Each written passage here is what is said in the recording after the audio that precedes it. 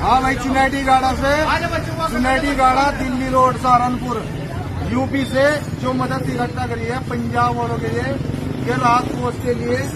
इसमें 40 गट्टे आटे के हैं, 6 गट्टे चीनी के हैं, 10 चावल के गट्टे हैं, 15 नमक के हैं, 10 पेटी तेल की है, 18 मैगी की पेटी है, 30 पेटी बिस्कुट की है।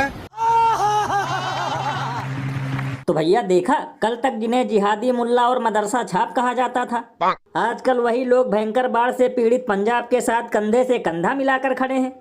तब तो लल्लन भैया ये सब देखकर गोबर भक्तों के पिछवाड़े से धुआं निकल रहा होगा, क्योंकि इन्हें लगता था कि अब्दुल हो चुका है कंगाल, लेकिन वो तो भेज रहा है पंजाब में इनके ठेकेदारों से भी ज्यादा माल। यानी भैया 2 हफ्तों से पंजाब में तबाही का मंजर है, लेकिन ना कहीं ये चोमू भक्त नजर आ रहे हैं और ना ही अखंड भारत बनाने वाले चिलगोजे। और भैया सबसे मजे की बात तो ये है कि जो महामानव चुनाव के वक्त पंजाब में जाकर रोटी बेल रहे थे, कैमरा एंगल बदल बदल कर फोटो खिंचवा रहे थे, आजकल उन्हें मणिपुर की तरह यहाँ जाने के लिए भी टिकट नहीं मिल रहा। भैया इसीलिए तो लोग घनघोर बेइज्जती करते हुए ये कहते हैं कि पूरे देश को माँ की गाली में उलझाकर अब तक महामानव नहीं पहुँचे कैमरा उठाकर। यही नहीं, अभी और सुनिए।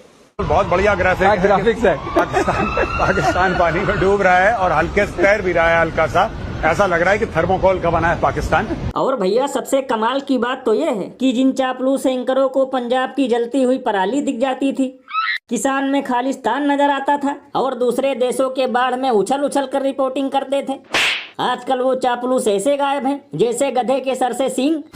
लल्लन भैया इसीलिए तो इन्हें शास्त्रों में कहा गया है दोगला प्राणी, क्योंकि जरूरी मुद्दों पर मर जाती हैं इनकी नानी। और अभी तो रुको, क्लाइमैक्स अभी बाकी है। साथियों, साल 2014 से पहले करीब करीब हर सामान पर हालत ये थी कि कांग्रेस वाले बच्चों की टॉफी पर भी 21% टैक्स लेते थे।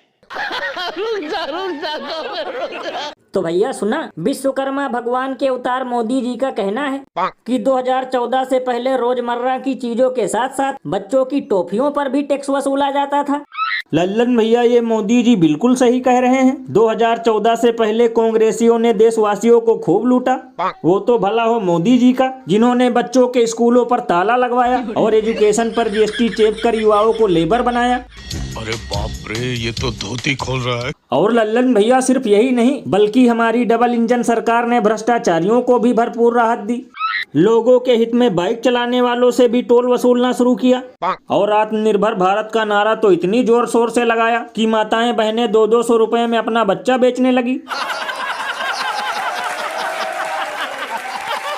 ये बिल्कुल सही कहा आपने। और भैया एक अंदर की बात बताऊं, कभी कभी तो मुझे लगता है कि ये डबल इंजन वाले देशवासियों को मूर्ख नहीं बल्कि महामूर्ख समझते हैं, क्योंकि पहले तो इन लोगों ने देशवासियों को पेट्रोल डीजल में लूटा, फिर गैस सिलेंडर और बिजली में लूटा और बेरोजगारी से कर दी लोगों की जेब खाली, फिर भी जरा सी राहत देकर गा रहे हैं कव्वाली।